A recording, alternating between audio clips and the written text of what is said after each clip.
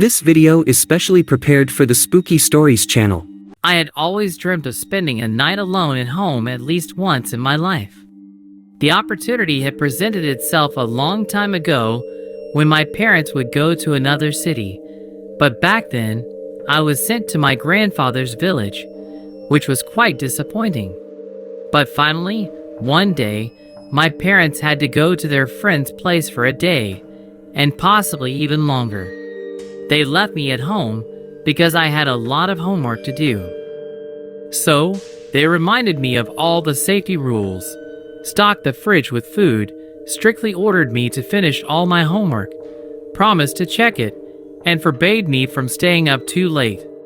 However, I immediately disregarded the last point because when you have a computer with an internet connection at your disposal, it would be a sin not to indulge in some entertainment.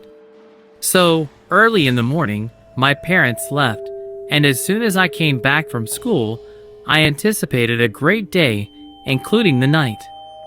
Surprisingly, considering my temperament, I completed all my homework, which was easy, and then took a nap to avoid being exhausted by nighttime. I heard some muffled thuds in my sleep, as if they were coming from somewhere in my apartment. But being in a drowsy state, I didn't pay much attention to it and quickly forgot about it. I woke up around 6 p.m., had some food, and finally settled down at the computer. I'm not a fan of Facebook, so most of the time, I just watch movies or play games. Gradually, the time approached 10 p.m., then midnight. And finally, it was 3:30 in the morning. I decided I had done enough for the day and decided to go to sleep.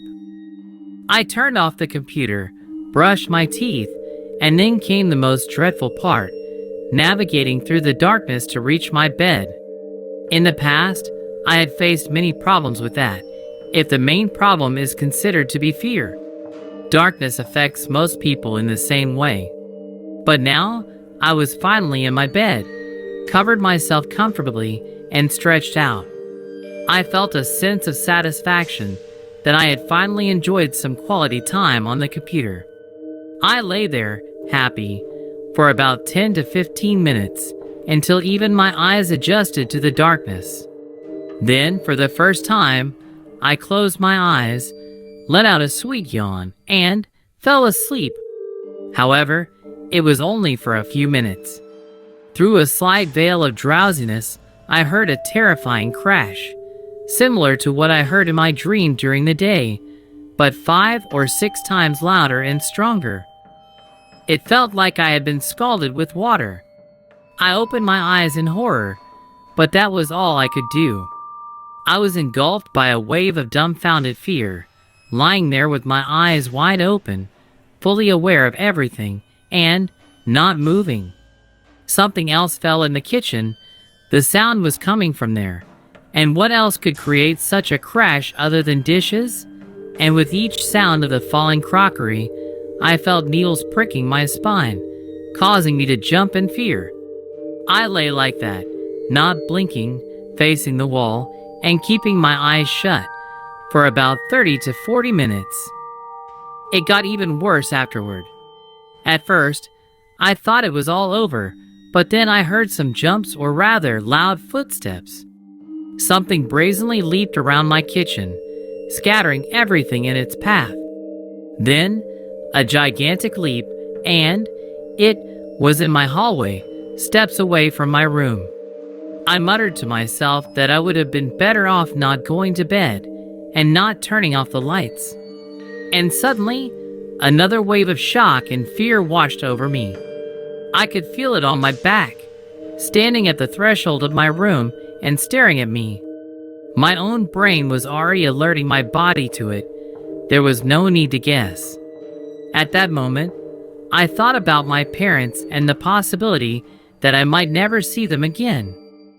Once again, I lay there, feeling that horrifying gaze upon me, for about half an hour.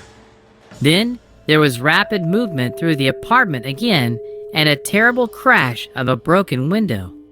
Apparently, it was so strong that it twisted the window frame as if it were made of cardboard. At that point, I completely lost my strength and sank into oblivion.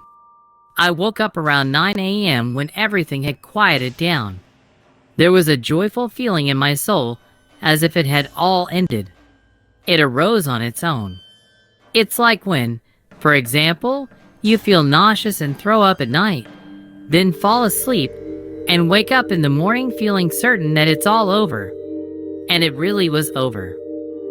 I didn't even want to look at what had happened in the kitchen. However, I had to.